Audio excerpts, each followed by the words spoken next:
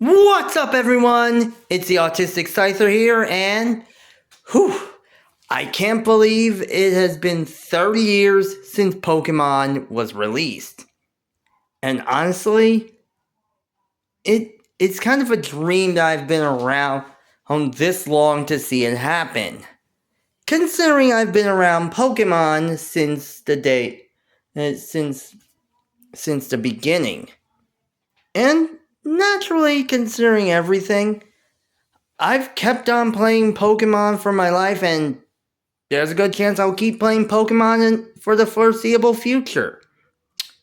That being said, even with the 30th anniversary and the possible ideas of the fact that we may very well get a Generation 10 coming around next month because of Pokemon Day, there's a good chance I might as well take a look and rank all of the 9 Pokemon generations and see which of them are my favorites, and, well, in my usual countdown style. So, that's what we're gonna do. That being said, it's time to count down the top 9 top 9 Pokemon generations. Alright, so without further ado, let's get started. Starting off first at number 9, we have Generation 2. Oh boy. Honestly, when it comes down to it, Generation 2 is one of the more interesting ones since Generation 1 started off the entire franchise. So, you think Generation 2 would essentially be an upgrade, and yeah, it kind of is. Since not only do we get to essentially take a look at a whole new region in the Johto region, which is a lot more rural than the more urbanized Kanto, but in all fairness, it focuses on a lot of the past and traditional elements when it comes to most of the locations. Plus, a lot of the Pokemon are actually pretty cool when you think about it. That being said, there are a lot of kind of duds in the Pokedex. I mean, in fairness, you won't see me readily or full on using Ladybug or Spinarak, and I am not going near that little demon Igglybuff with a 10-foot pole. What's even more interesting, that kind of puts it this low on the list, the pacing. Seriously. It's like when it comes down to it, the level curve of Johto takes a very sharp dip to the point that many of the gym leaders are basically just weaker than they are. Like Chuck, Jasmine, and Price are all around level 30 to level 35, with Jasmine having level 35.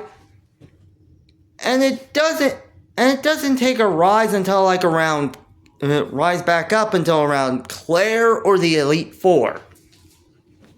Granted, for those that know about Smith plays Pokemon and his Pokemon Crystal Legacy game that he created, yeah, they know he made an effort to basically fix the level curve of Generation 2 Johto, specifically Pokemon Crystal.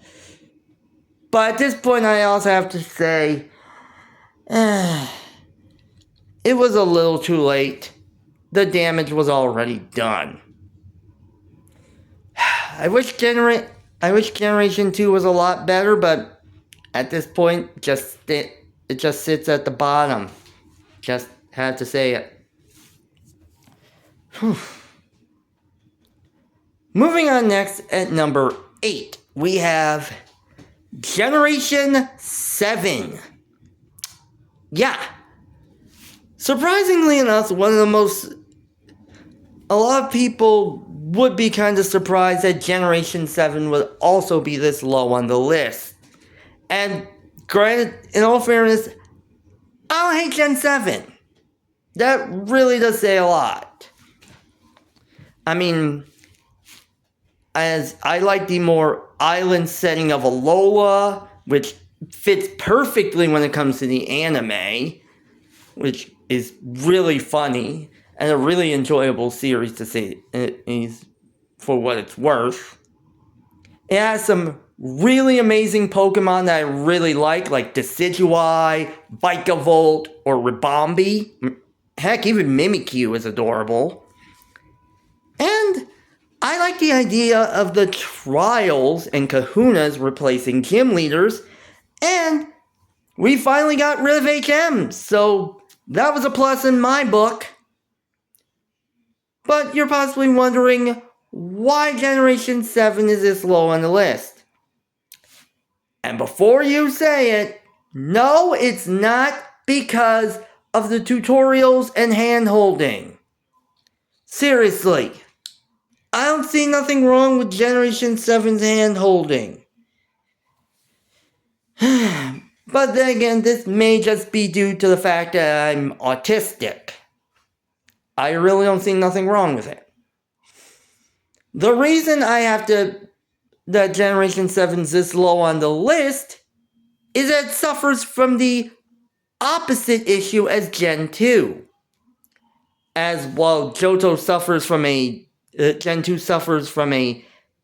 almost abysmal level curve, Generation 7 and the Alola games suffer from a very big level spike or difficulty spike to the point that many mid-game or early game trials are basically somewhat run killers, especially if you're doing a Nuzlocke. Or if you're just playing it normally, they can be brutal. I mean, heck, Ultra Sun and Ultra Moon basically has a difficulty spike in terms of trials. It was as early as the water trial on the second island. Yeah, that's how difficult these things can get. And that's not even in expanding on Ultra Necrozma, who is only difficult if you know if you don't know it's coming. And that's kind of not the only thing Generation 7's kind of weak for me.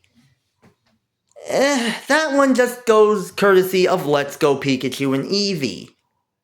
Because did we really have to have another game where we visit Kanto? I mean, Generation 2, it was kind of nice that we got to go back to Kanto, but this is just overkill. Just give us a new sort of region of sorts. Just please. Moving on next, at number 7, we have Generation 4. Oh, surprise, surprise! Another region with a game where you go back to Kanto. Yeah. All things aside, Generation 4 is not really as bad as Generation 2. In fact, when it comes down to it, I kind of like Generation 4's idea and the whole thing with the lore behind most of Generation 4's games. Which, the fact that we got somewhat of a Pokemon creation myth, as well as Arceus or Arceus being what is essentially the god of Pokemon, is really an amazing thing. And honestly, even with that, Generation 4 gets a lot of love when it comes to other sort of gimmicks out there, from many Pokemon getting many Pokemon like Garchomp, Gallade, Frostlass, and there's Heatran and Darkrai getting Megas to... Well, that's kind of about it. But even with that, Sinnoh has some amazing games to their name. Plus, the Heart Gold, the Generation 2 remakes, Heart Gold and Soul Silver, are one of the best Pokemon remakes I've ever played. Honestly, I say one of them when Oraz exists, but we'll get to that. But that really does say a lot. And honestly, I've spent a lot of time playing Heart Gold and Soul Silver. Granted, they're not my favorite Pokemon games, but that's for another day.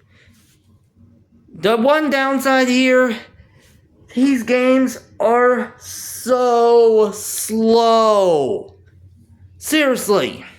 I mean, you could if you're... Seriously, get into a battle with a Chansey or a Blissey, hit it with a super effective fighting type move, and then just go make a snack or something. Yeah, it takes that long.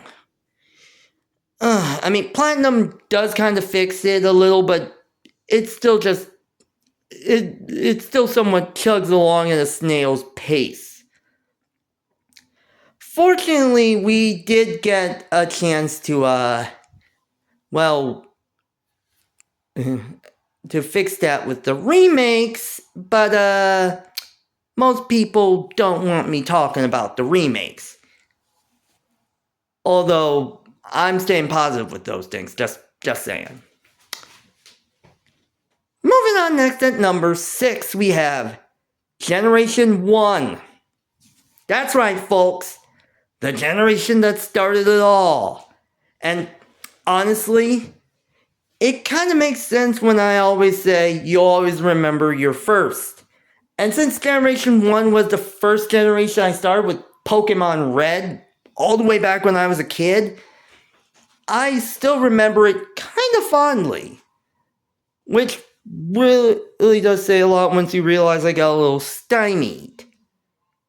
But even with that, when the Generation 1 and 2 games were kind of announced to be on the Nintendo 3DS eShop when it was still up, I wanted to get them no matter what. And it's fair to say I actually have copies of Pokemon Yellow and Crystal on one of my DS's, as well as Omega Ruby for obvious reasons.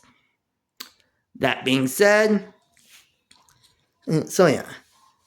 And honestly, they kind of allow me to bring back my childhood. It's kind of like a nice little stroll down memory lane.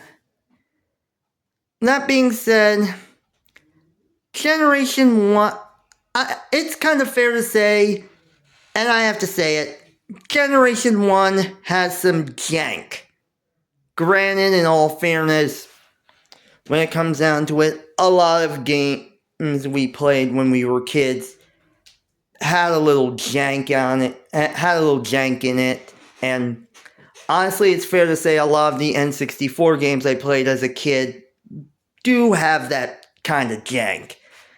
It's fair to say it with games like Pokemon Stadium and Mario Kart 64 and heck, even Super Mario 64 and Legend of Zelda Ocarina of Time. That being said, it's kind of why I end up playing the, if it's for the latter two, remakes or the former newer entries in their series. But even with that, Red and Blue are really janky. Especially with the glitches, the whole psychic types being nigh unkillable, and many of the other bugs that made it kind of, well, makes you kind of wonder just what exactly were we thinking when we were kids. To the point that kind of makes you yearn for the remakes. But even with that, honestly, it's that jank that makes it all the more nostalgic for many of us kids that grew up during the 90s. And that really says a lot. This will be continued in part 2.